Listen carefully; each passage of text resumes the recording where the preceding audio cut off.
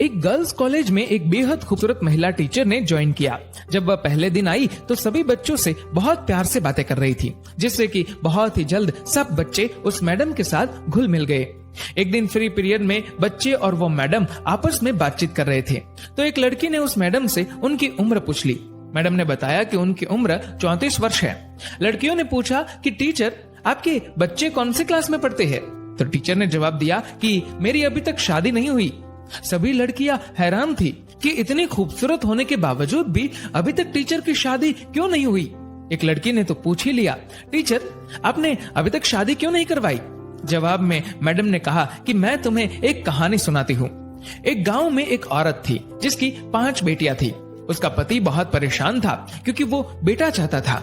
पति ने अपनी बीवी को धमकी दी कि अगर इस बार बेटा ना हुआ तो वो उस नवजात लड़की को बाहर फेंक देगा। कुछ दिन बाद वो औरत प्रेग्नेंट हुई, लेकिन इस बार भी बेटी हुई। उसके पति ने अपनी जुबान के मुताबिक रात को उस नवजात लड़की को दूर एक चौराहे पर रखाया।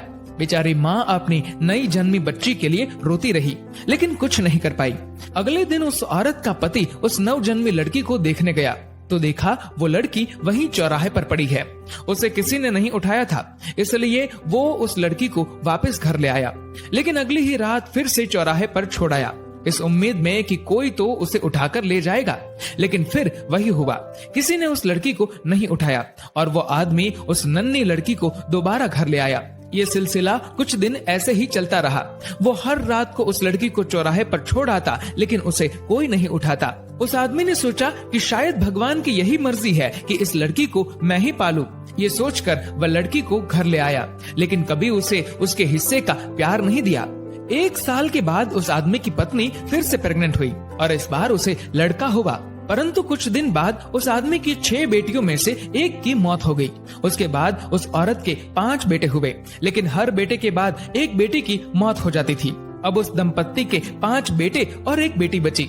जिस बेटी से बाप अपनी जान छुड़ाना चाहता था, जिसे वो चौराहे पर छोड़ आया करता था, सिर्फ वो बेटी अब जिंदा थी।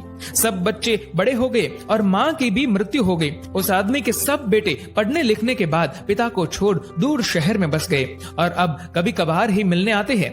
वो आदमी अब बूढ़ा हो चुका है और अपनी देखभाल भी खुद नहीं कर सकता। फिर टीचर ने कहा कि तुम लोग जानते हो जिस लड़की को वो बाप चौराहे पर छोड़ आया था वो कौन है?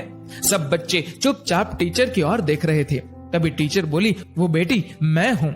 मेरे पिता अब इतने बूढ़े हो चुके हैं कि ठीक से खाना भी नहीं खा सकते। मुझे उनकी देखभाल करनी पड़ती है और इसीलिए मैंने अभी तक शादी नहीं करवाई। मेरे पिता बहुत शर्मिंदा है और अक्सर मुझसे अपनी उस गलती के लिए माफी मांगते रहते हैं।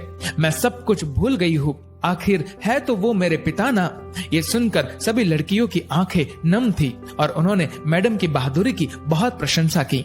दोस्तों, बेटियां माँ बाप के लिए अनमोल होती है। माँ बाप का दर्द समझती है बेटियां, घर को रोशन करती है बेटियां। रुलाते हैं जब बेटे तब हंसाती है बेटियां, जब दर्द देते हैं बेटे तब मरहम लगाती है बेटियां, छोड़ जाते हैं जब बेटे तब संभालती है बेटियां।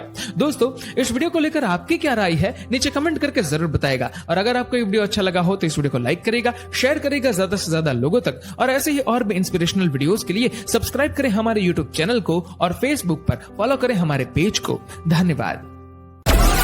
डाउनलोड मौज, डाउनलोड मौज, डाउनलोड मौज।